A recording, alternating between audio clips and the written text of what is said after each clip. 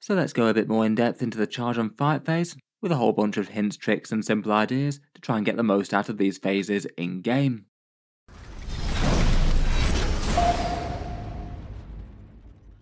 Hello and welcome back to Auspex Tactics, where today we're talking Warhammer 40k general tactics. I thought it would be nice to do a focused video talking about the charge and fight phase in particular, with a whole cluster of tips for how to get a little bit more out of it.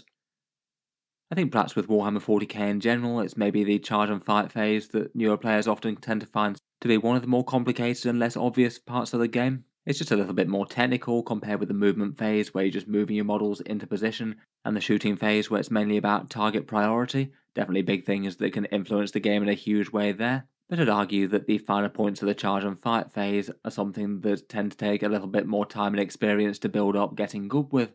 There's a few restrictions and sequencing things that aren't even particularly obvious, and plenty of more experienced players might not get exactly right. So for this video I thought we'd go through a few common pitfalls, misconceptions and basic tricks just to get a bit more out of melee in general. I'll try and very loosely run through it in order, progressing from charging to fighting. And while I have made a couple of videos on my How to Play Warhammer 40k playlist, which I'll link down in the video description, I'll probably skim over the absolute basics besides a few reminders in this one, and focus on a few more things rather than just the core rules. Do a very quick refresher on that though, I think it is worth mentioning how the charge phase works. It's not too different compared with 8th and 9th edition, though there are some subtle tweaks. When you want to charge a unit into the enemy, you can only select units within 12 inches as charge targets, so if they're outside of 12 you can't select them at all, even if you could have got into engagement range technically by rolling a 12 on the 2d6 and then being within 1 inches. You can select multiple units, but you have to wind up in engagement range of all of them, otherwise the charge fails, so you really have to think twice about that if one of them is significantly further away. You don't want to deny yourself damage on the easy charge target just because you wanted to get greedy and take out 2 units. You then roll your 2d6 and try and get within engagement range being within 1 inch horizontally and 5 inches vertically. Now if your models can get into base to base, then they have to, and that can give you far less options if you've rolled a big number and there's plenty of room to get your models in. For your models that can't base the enemy though, they can go anywhere within coherency, and that gives you far more freedom and a few more options for doing very slightly more clever stuff or gamey things. I think perhaps the first thing to start with is just knowing the rough odds of a charge. I feel like if you build up enough in-game experience, you have a rough sort of idea as to how likely any one move is to go off. I think most people have the general gist that 7 inches or below you're odds on to make the charge, anything higher and it's a smaller chance. 6 inches or below should be pretty safe, particularly if you've got a command point reroll budgeted. Maybe another good one to focus on a bit is the 9-inch charge out of Deep Strike. It means if you don't have a command point reroll, you've only got a 28% chance to make it, so just over 2/3 of your squads that drop in from Deep Strike won't be making a charge that same turn. You can't exactly rely on it. Maybe one of the first biggest mistakes to avoid is that if a charge is going to be absolutely game critical, you really should make sure that you've got a command point reroll budgeted for it if the dice gods desert you, even if the charge was easy.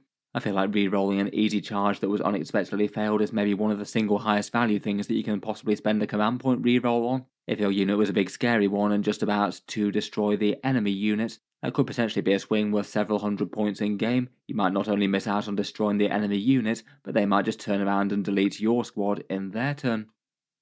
You can also look at the composite odds, the charge chance if you've got a command point reroll budgeted. If you know that you've got a command point reroll and you can spend it, it means that anything that's 7 inches or more is really quite likely. You've got an 82% chance of a 7-inch charge, a 92% chance of a 6-inch, and for those charges out of Deep Strike at 9 inches, you get around about a 50-50 chance, presuming you're willing and you want to spend a command point reroll on that if you don't succeed the first time. It doesn't usually make a big difference for shorter charges, but certainly for longer ones, you usually want to avoid using your own shooting to make a long charge longer, particularly if it's going to be kind of game critical, and you could be missing out on loads of damage if that charge falls flat.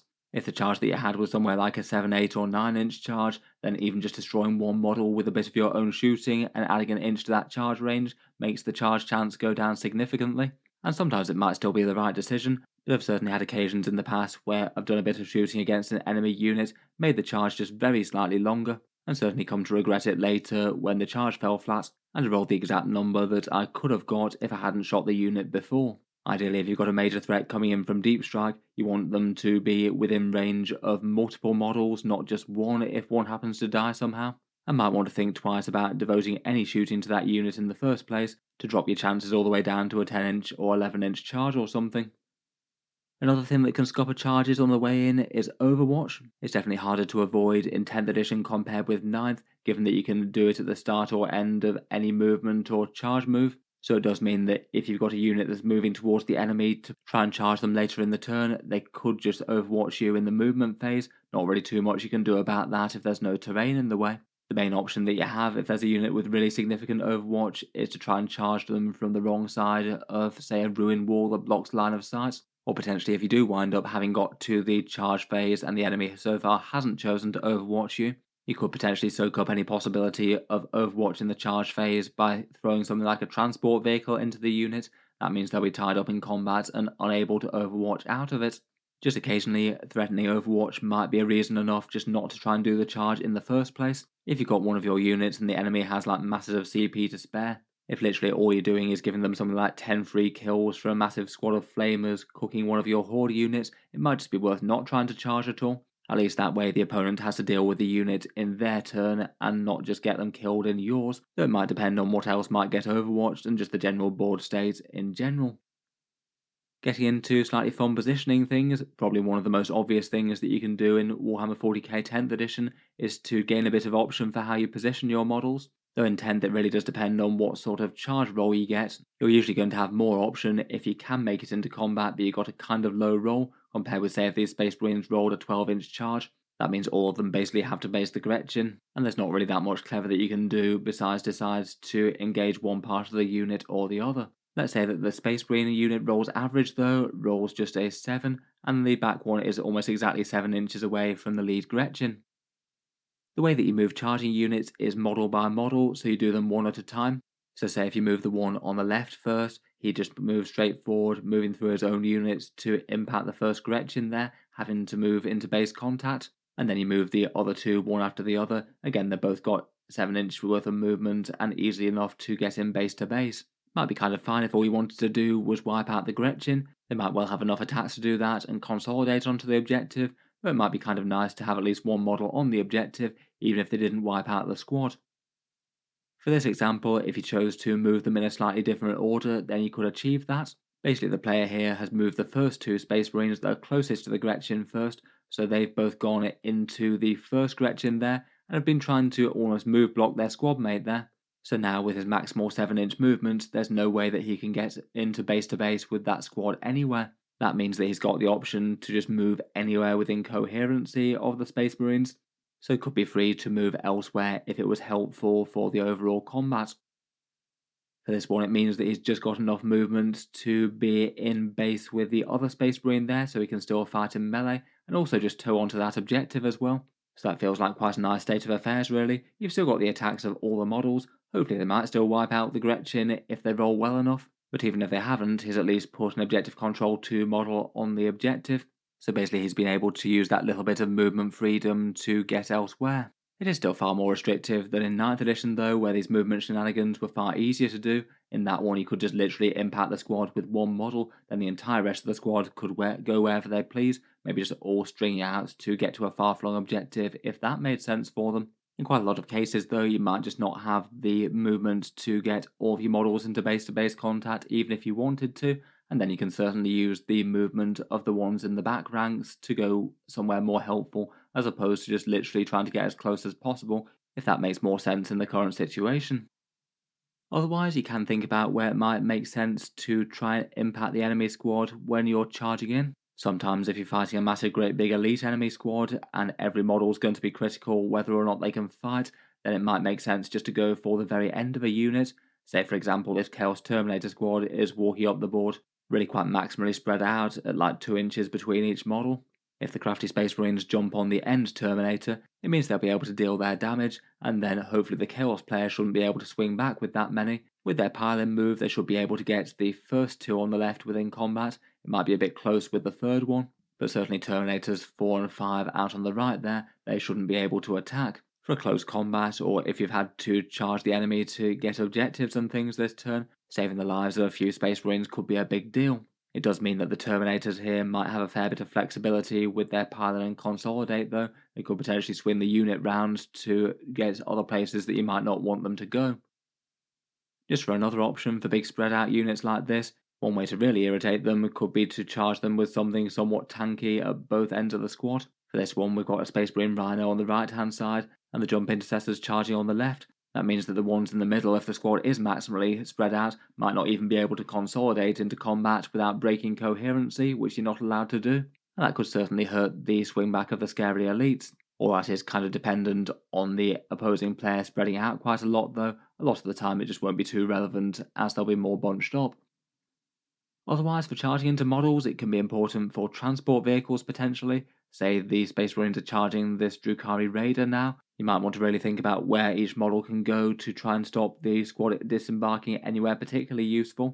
For this one, 4 models were able to get super close to the Raider and sort of into base to base sort of thing. The other 2 in the back couldn't, so they had a bit more freedom. They're going to position themselves just to maximally screen that objective and make sure no crafty Cabalite warriors jump over the assault intercessors to jump onto that point, and make sure they'll all have to try and disembark on the other side of the Raider.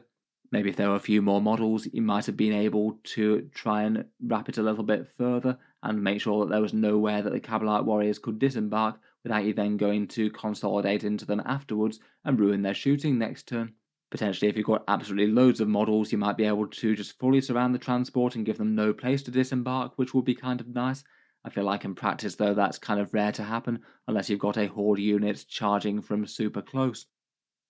Finally, for a few thoughts on charge positioning things, if you can potentially try and surround entire enemy models and units, it's not the worst idea in the world. If all other things are equal and you've got the mobility to be able to put units on multiple different sides of enemy models, that might well be worth it. If you completely surround an enemy and they really want to be falling back next turn, it could mean that they have to test Desperate Escape, might mean that they take some casualties or at least have to use command points to re-roll it if they fail it.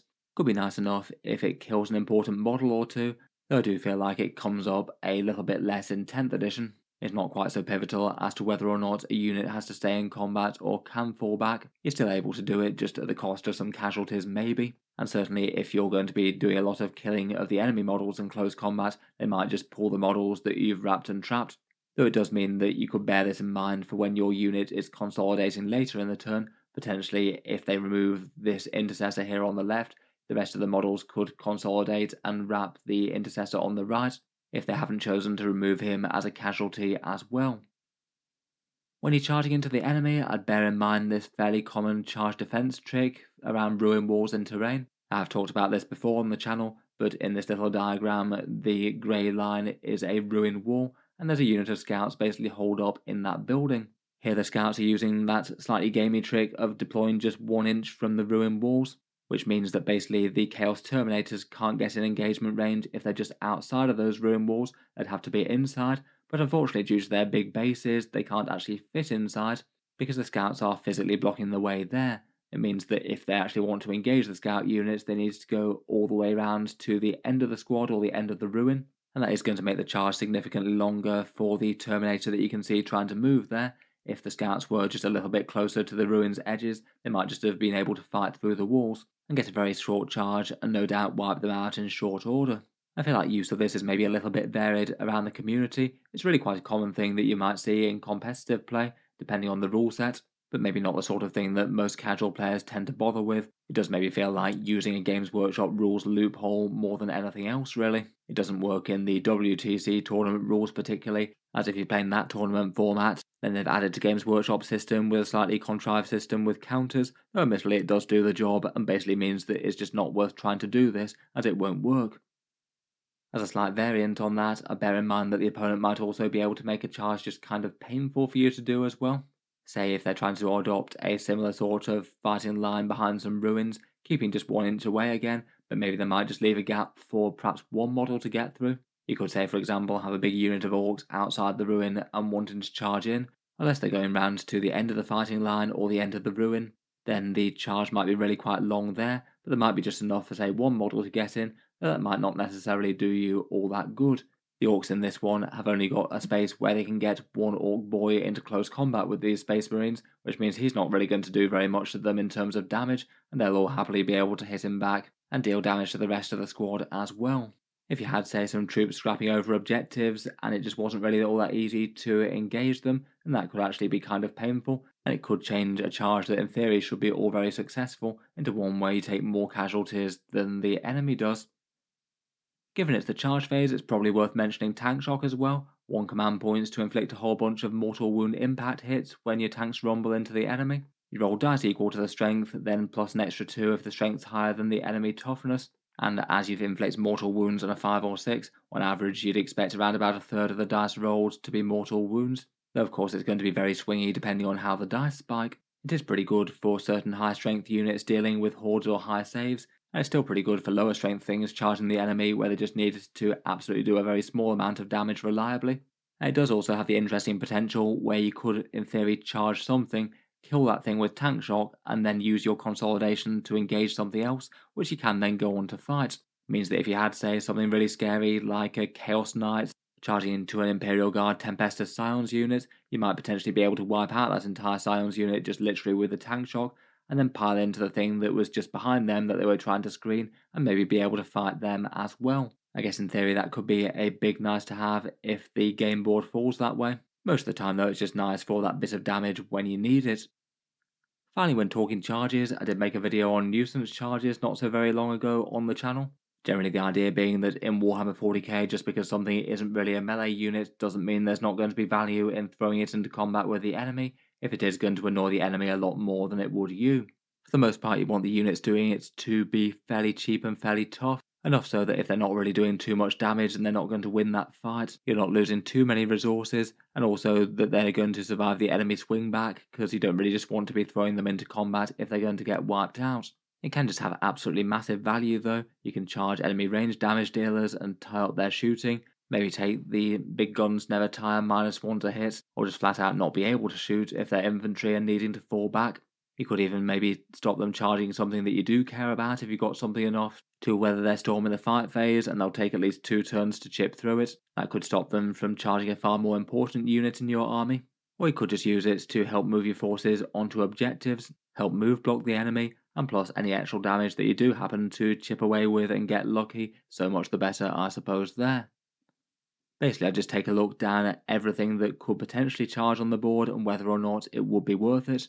In general, you don't want to be doing it with your big expensive damage dealers and just throwing their lives away and giving the enemy free kills, and you might not want to do it in such a way if the enemy is going to gain loads of value out of the piling and consolidations. Say for example if you charged here with the Orc Truck into the Space Marine Hellblasters, sure their shooting could certainly be disrupted, but they might have enough movement and enough bodies to pile a whole load more objective control onto the objective that you currently hold, and you just gifted them some victory points for next turn.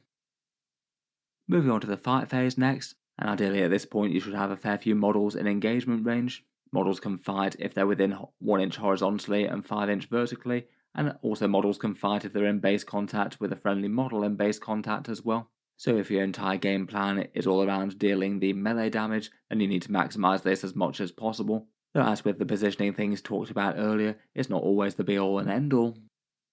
In general, the fight phase is maybe a little bit more simplistic, perhaps the biggest options being to pile in and consolidate and how to set that up.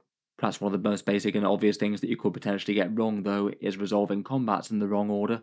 Again, something that I've mentioned in the past a fair bit, but if the opponent does have 2 CP left for counter-offensive, that could mean that they could jump in and fight with 1 combat early. In this example here, the Space Marine player is charged with some Blade Guard and Rebute Gilliman. Normally both of them would fight first, unless the Chaos player used the counter-offensive. Generally out of these two you'd want to resolve the Blade Guard combat before you resolve Gilliman, as realistically those cultists are never going to kill a Primarch, though those Khorne Berserkers could absolutely make a mess of those Blade Guard with a good roll, or even just deplete the squad. If you choose to fight with Gilliman first, then the Khorne player uses the counter-offensive, you might just have cost yourself an entire squad of Blade Guard that the Chaos player really should have had no option to be able to kill. Sometimes the decision might not be too clear-cut, you'd really need to think about which combat you absolutely need to fight first in, and which one it might be alright if the opponent decided to counter-offensive. And if the opponent does have the CP to do that, it might genuinely determine which sort of targets you might want to charge in the first place. Another common thing with a fight phase that can sometimes wrong-foot people is the order of operations in which units fight. Sequencing wise, there's two major steps in which order units fight. First, all the fights first units fight, then all the units that don't have fights first fight. And at both steps in the sequencing, you start with a player that wasn't charging if they have the same things at the same step, which can definitely be big for units that just have fights first natively, like say the Space Marine Judas here. If you charge his unit, then both units will have fights first. It doesn't even matter if you've got two copies of it from charging, plus also from somewhere else on the datasheet, your opponent would still get the option to nominate this guy first. And if you've just charged a fairly fragile melee unit into say him and a whole bunch of Blade Guard, you might just chop down your entire squad before you even get to swing. It's definitely not something to be underestimated, and if you go charging something with fights first, you need to be at least fairly sure that your unit isn't just going to get gutted by the attacks of the one that you've just charged. The sequencing could also affect the decision to fall back as well.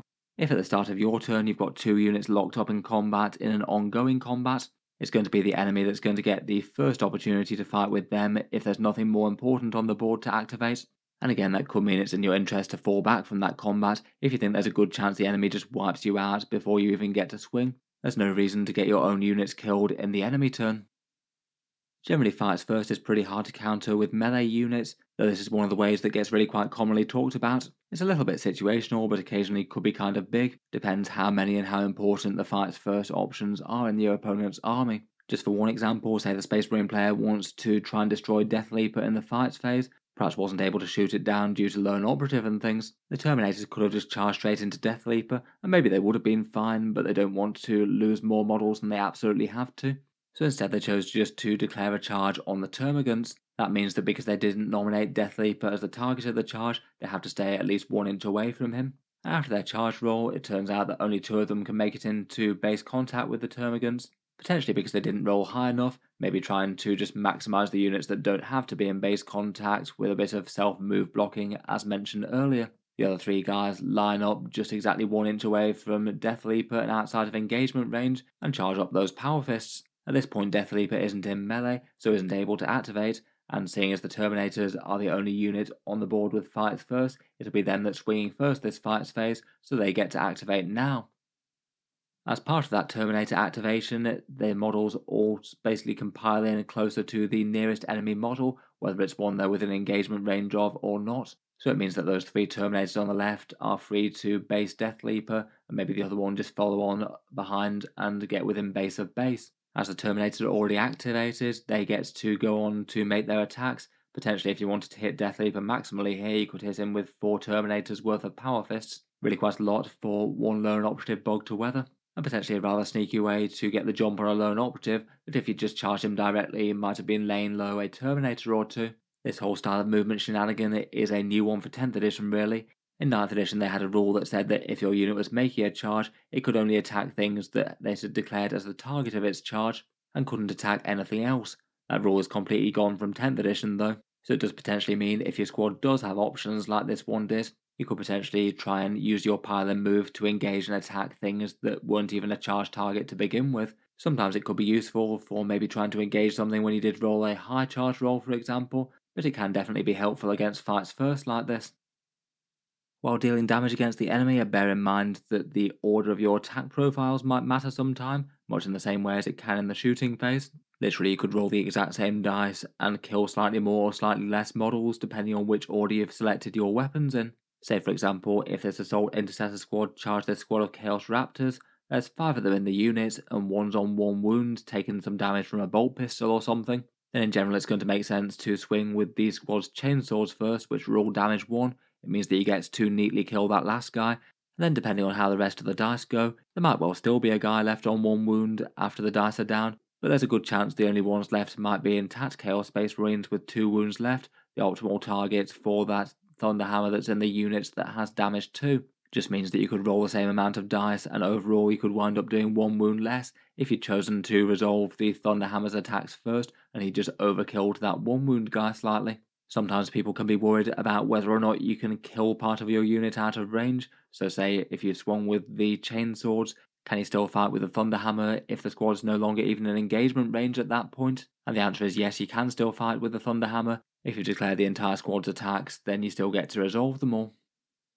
In dealing damage and positioning your models, it's worth mentioning that Epic Challenge exists. I'd say it's one of the lesser played core book stratagems as it goes, and I feel like it just generally depends on quite a lot of things being the case. You generally need the squad to be tougher and less important to take out versus the character within it. The character to be fairly high value in themselves and not just super cheap that it's not worth spending a CP for. You need to actually have a character in your unit that can threaten to reliably kill the enemy character, as it will be a bit sad just to spend 1 CP and then have it bounce. And just in the overall fight, your squad plus your character's attacks weren't likely to wipe out the enemy unit anyway. Provided all those things are the case though, if you did have one fighty character and the enemy had a high value hero that was hiding behind their squad, can be really quite a big stratagem, 1 CP to have a good chance to run them through in glorious melee. The characters don't have to be within engagement range of each other or anything like that.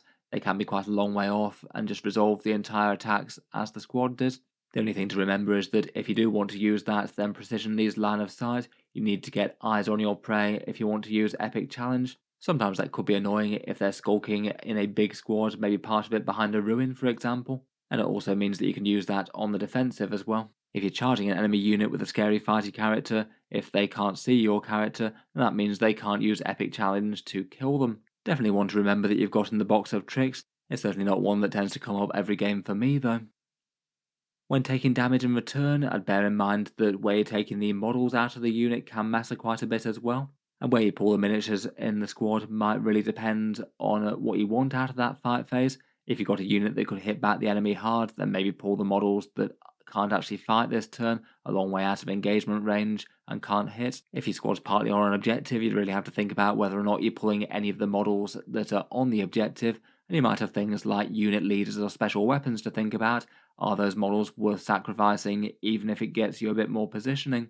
Otherwise, might not be the worst if the enemy's wrapped and trapped certain models to remove those so they're not taking desperate escape tests if they fall back. And in certain extreme circumstances, say you had a fairly hardy unit charged by one or more enemy units that did loads of damage, you might actually be able to pull enough models that even if the enemy consolidates, they're no longer in engagement range anymore. If the Terminators attacked this Intercessor squad, rolled pretty well and killed these 7 of them, if you pulled all the ones at the front, then now the Terminators can't actually consolidate to get back within engagement range. It means that you're not going to be able to hit them back, but those Intercessors are now free to do what they want in your turn. It means they could actually shoot or charge something else, as opposed to just have to fall back if they no longer wanted to be in combat with Terminators. Again, rarely you might have an enemy unit charge a big unit of yours with 2 different squads, and if they fight with their primary damage dealer first, you might be able to remove so many casualties that the other squad might not be able to reach you and fight, or at least might have to make difficult decisions as to whether or not they move off an objective or something to reach you, if you've pulled all the miniatures that are near them. It does mean that if you're charging a squad with 2 different squads of your own, you might well be best off starting with the unit that can only get an engagement range of perhaps a couple of enemy models, rather than a squad that's basically in engagement range with half the enemy unit. That second squad's not really going to care if the enemy removes a few models of any different type, but the first squad might really care. It might affect the amount of models that can hit that enemy squad if you fight with them second. Finally, for perhaps one of the most important things from the charge and fight phase are piles in and consolidates. I'd say that perhaps the single biggest mistake that you can make is just flat out forgetting to consolidate. Perhaps something that's kind of easily done when you've been really focused on making those rolls and making sure the enemy unit is actually destroyed, never mind eking out every single last bit of advantage after that. Basically, after a unit's fought, you need to look at them and check whether or not the consolidate would be important. A lot of the time you might not want to, or you just flat out can't, but sometimes it could be absolutely critical, stopping the enemy from being able to shoot properly next turn or jumping onto an objective. In general, your unit can consolidate if you can get within 1 inch of an enemy unit to get within engagement range, or if you can get within 3 inches of an objective marker, and you can only do that if you can't do the former, so consolidating into enemy units takes precedent there. For individual models, you also aren't going to be able to consolidate and move them at all if they're already in base contact with an enemy unit, as you have to wind up with the move closer to that enemy, and you can't get any closer if you're already in base. Unlike in previous editions of the game, if there's no way you can jump onto an objective or into an enemy unit, you just flat out can't consolidate. You can't just have a squad completely isolated and out in the open and use the consolidates to jump behind terrain anymore. Sometimes though, consolidating can be really big value. Maybe the best thing is if you can tie up an enemy unit for the next turn, stop them being able to shoot where they want to or make difficult decisions about falling back or getting to an objective to earn some victory points. The moves are quite restricted when you make them though, as well as only being able to do them in those circumstances. Each model basically gets a 3-inch consolidate move. Every model needs to move towards the nearest enemy model that is the single closest to that miniature, not the entire squad. And if you can get into base contact, then you must get into base contact. So again, not really all that free if there is an option to do that. In general, it is worth just observing that your opponent is doing consolidate right. It's easy to make mistakes on, and you might just need to correct course a little bit if they're doing things like in older editions, or have gone towards a model that isn't quite the closest for the miniature that was being moved. Sometimes you can gain or lose really big advantages that way. If you are managing to do really big brain moves though, then you might be able to position for consolidate when you do a charge move. It might not matter too much if the enemy unit's tough enough to weather the storm of your attacks and isn't going to die, but if you are charging something that you're fairly sure you're going to kill, then I'd absolutely be thinking about where you can consolidate to after. For example, these 3 intercessors have charged this one Lonely Gretchen model, which I'm sure will probably get killed by the majority of their attacks. It seems they can get into base contact with the Gretchen in this one, but even there they've got options as to whether or not they want to be closer or further away from those flash kits, or closer or further away to that objective. If the Space Marine player thinks that the most important thing that they can do is to lock up the flash kits and dive into melee with them to stop their shooting, then they need to make sure that after they've done the charge and the pile-in, that they're going to be within 4 inches of those guys, so they can move 3 inches directly towards them and be within 1 inch engagement range. Could be really big to cause a bit more annoyance factor on the enemy units, though of course bear in mind that they'll then be able to activate and hit you back, and that could be no joke with the amount of volume attacks that orcs can get. Otherwise though, if the Space Marine player decided that the main thing that they want is for those intercessors to be on the objective, maybe they need it for an end of turn secondary to score or something similar, they need to make sure that they can end the consolidate within 3 inches of the objective marker. And also they need to think about that flash kits unit, they need to make sure that they're not within 4 inches of them, otherwise they'd have to prioritise them by the order of operations and consolidate that way if they choose to make such a move. They might or might not be able to do that. Perhaps they could if they try and contact the Gretchen model on the same side as the objective, perhaps there's no way to avoid it, and if they're consolidating, it'll be towards those gits. If they can go towards the objective marker though, it could definitely have other benefits as well as just being on the objective. Potentially the movement that they make there could be enough to break line of sight and get them behind terrain, or get them just within a terrain piece so they get a cover save. Both of those could be pretty nice. Finally, just for consolidations, one thing that had initially confused me a little bit was whether or not you can consolidate even if your squad is already partly on an objective or is entirely on an objective. Basically, it does seem that you can. Say the Space Marine unit charged and killed this Gretchen, who's this time just completely on his own. The Space Marine squad's already partly on the objective marker. You are still able to make a consolidate move towards that marker. There's no exclusion to say that if you're already on it that you can't. The only proviso is that as you're moving towards it, each model does need to end its move very slightly closer towards that, but you can still pretty much go fairly flexibly where you want there. Your models could kind of slingshot around it if it made sense, which could be quite big for hiding behind terrain. There just would be the stipulation that at least one model will wind up actually within range of that objective, otherwise you can't consolidate in the first place. That one's not really going to happen if you follow the movement rules in this example though, given that there's one Space Marine already in range, and if he ends his move closer to that objective marker, then he can't have moved off it.